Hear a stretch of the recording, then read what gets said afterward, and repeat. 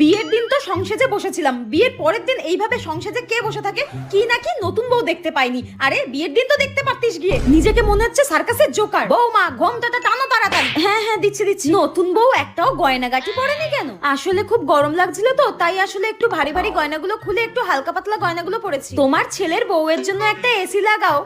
আজব তো, গরম লাগছে সেটাও বলতে পারবো না। আর এই একটা শাড়ির বস্তা পরিয়েছে, কিছুতেই মাথায় থাকছে না। ঘোমটা নাকি মাথা থেকে সরাতে পারবো না, কি যে করি।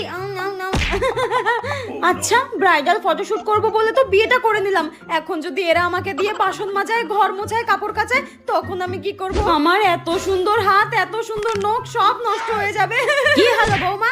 কিছু না। কাউকে তো দেখতেও পারছি না, আর এদের এখানে আমি কাউকে চিনিও না। জোর পটি পেয়ে গেছে, কি যে করি। না আর পারছি না, এবার বলতেই হবে। বলছি মা, আমার না খুব জোর পটি পেয়েছে, আমি অনেকক্ষণ চেপে বসে রয়েছি। আর চেপে বসে থাকতে পারছি না মা, আমি পটিতে যাবো।